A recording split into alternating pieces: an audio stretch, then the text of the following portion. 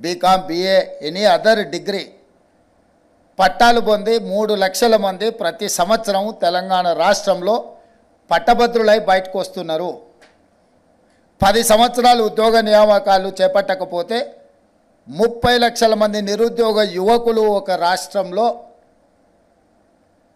అన్నమో రామచంద్ర అని తిరగాల్సిన పరిస్థితులు. తెలంగాణ మధ్యతరగతి కుటుంబాలు చాలా ఎక్కువ. గ్రామీణ ప్రాంతాలలో వ్యవసాయం మీద ఆధారపడ్డ తల్లిదండ్రులు ఎక్కువ. వాళ్ళందరూ కూడా వాళ్ళ పిల్లల్ని కష్టపడి మేమన్నా చదువుకోలేకపోయినా మేము చదువుకున్న ఉద్యోగ అవకాశాలు రాలేదు, గ్రామాన్ని వ్యవసాయాన్ని నమ్ముకొని మేము ఇక్కడ ఉన్నాం, కనీసం మా పిల్లలైనా చదువుకొని పట్టభద్రులై డాక్టర్లుగానో లాయర్లుగానో ఇంజనీర్లుగానో లేదా ఒక మంచి ఉద్యోగ అవకాశాలు పొంది వాళ్ళు బాగుపడాలి అని వాళ్ళు కష్టపడి చదివించిన తర్వాత పట్టాలు తీసుకొని బయటకు వస్తే మనం తీసుకున్న సర్టిఫికెట్కి మార్కెట్లో ఉన్న డిమాండ్కి పొంతన లేకుండా పోతుంది. దాంతో పరిశ్రమలకు సాంకేతిక నైపుణ్యం ఉన్నవాళ్ళు దొరకడం లేదు, డిగ్రీ సర్టిఫికెట్ ఉన్న వాళ్ళకు ఉద్యోగం దొరకడం లేదు. There is a gap between industry and unemployed youth. There is a gap between demand and supply. ఈ డిమాండ్ అండ్ సప్లైని మీట్ అవ్వాలన్నా పరిశ్రమలకు అవసరమైన సాంకేతిక నైపుణ్యాన్ని పొందించాలన్నా మా ప్రభుత్వం బాధ్యత తీసుకోవాలని చెప్పి మా మంత్రివర్గంలో చర్చించి పరిశ్రమలకు సంబంధించిన వాళ్ళను పదే పదే సచివాలయానికి పిలిచి వాళ్ళతో మాట్లాడి సంప్రదించి మీకు ఎలాంటి వాళ్ళు కావాలి, మీకు ఎలాంటి వాళ్ళను మేము ట్రైన్ చేసి మీకు అందించగలము, అసలు మీ ఆలోచన ఏంది, మీ ఆలోచనకు తగ్గట్టుగా మా తెలంగాణ రాష్ట్ర ప్రభుత్వం మా తెలంగాణ యువతను ముఖ్యంగా విద్యార్థులను తీర్చిదిద్ది మీకు అందించడానికి మేము సిద్ధంగా ఉన్నామని చెప్పి పరిశ్రమలకు సంబంధించిన వాళ్ళ ప్రతినిధులతో మాట్లాడడం జరిగింది.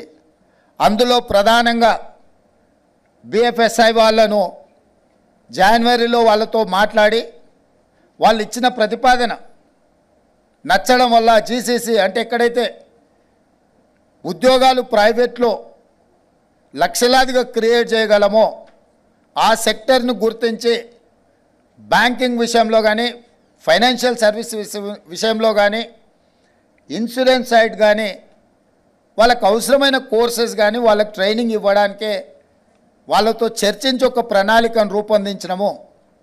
ఆ ప్రణాళికలో భాగంగానే ఇప్పుడు కాలేజీలలో చేరుతున్న డిగ్రీ కాలేజ్ స్టూడెంట్స్ని కానీ ఇంజనీరింగ్ గ్రాడ్యుయేట్స్ని కానీ వాళ్ళ యొక్క డిగ్రీ పట్టాలు పొందే క్రమంలోనే వాళ్ళకు శిక్షణని ఇవ్వాలి, నైపుణ్యాన్ని అందించాలి. వాళ్ళు పట్టా తీసుకొని బయటకు వచ్చేటప్పటికి వాళ్ళ కోసం ఉద్యోగ అవకాశాలు ఎదురు చూడాలి, ఆ ఉద్యోగంలో ప్రత్యక్షంగా పోయి వాళ్ళు జాయిన్ అవ్వాలన్న ఆలోచనతోటే ఈరోజు ఈ కార్యక్రమాన్ని ఇక్కడ లాంచ్ చేయడం జరిగింది. మిమ్మల్ని అందరినీ కూడా సెలెక్ట్ చేసి ఇక్కడికి తీసుకురావడం జరిగింది. ఇది మీ కొద్ది మందిని ఉద్దేశించి అడ్రస్ చేయడానికి కాదు ఇక్కడ ఏర్పాటు చేసిన కార్యక్రమం.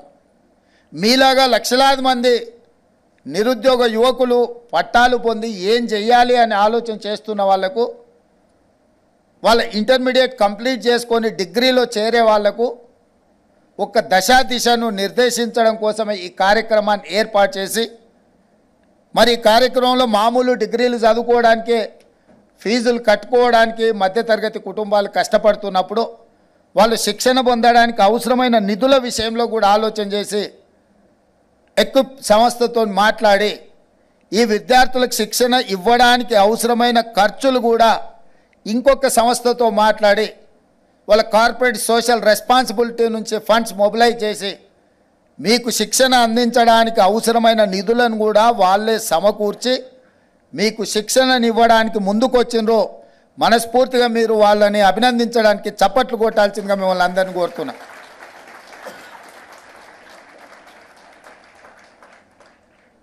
ఎందుకంటే వాళ్ళు మీ నుంచి ఏం ఆశించడం లేదు.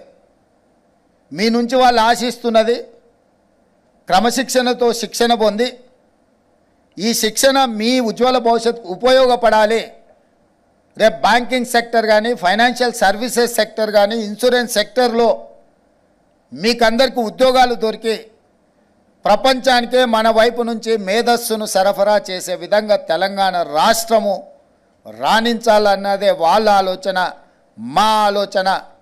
భవిష్యత్తులో డిగ్రీల విషయంలో కానీ, అదేవిధంగా ఇంజనీరింగ్ గ్రాడ్యుయేట్స్ విషయంలో కానీ వాళ్ళ నెక్స్ట్ ఇయర్ నుంచి ఇంటర్న్షిప్ కూడా ప్రవేశపెట్టాలని రాష్ట్ర ప్రభుత్వం నిర్ణయం తీసుకున్నది.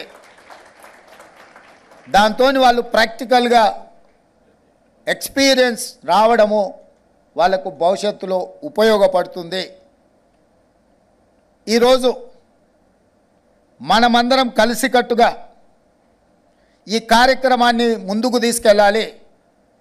సోషల్ రెస్పాన్సిబిలిటీ అని అంటే సంపాదించిన దాంట్లో కొంత ఇవ్వడమే కాదు, ఒక మంచి కార్యక్రమాన్ని ముందుకు తీసుకెళ్లాలన్నప్పుడు అవేర్నెస్ ప్రోగ్రామ్ తీసుకొని అవేర్నెస్ కల్పించడం కూడా సోషల్ రెస్పాన్సిబిలిటీ అని నేను నమ్ముతున్నా. మా మిత్రుడు ఫిరోజ్ ఖాన్ గారు కూడా ఇక్కడ ఉన్నారు. ఇలాంటి వాళ్ళు అవసరమైన సందర్భంలో మాట్లాడాలి.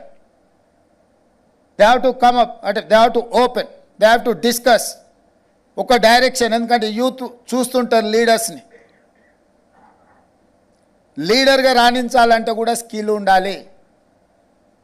స్కిల్ అంటే సాంకేతికంగా ఏదో ఒక అంశమే కాదు, ఒక మంచి ఉపన్యాసం చెప్పడం కూడా స్కిల్లే, ఒక మంచి అంశాన్ని ప్రమోట్ చేయడం కూడా స్కిల్లే.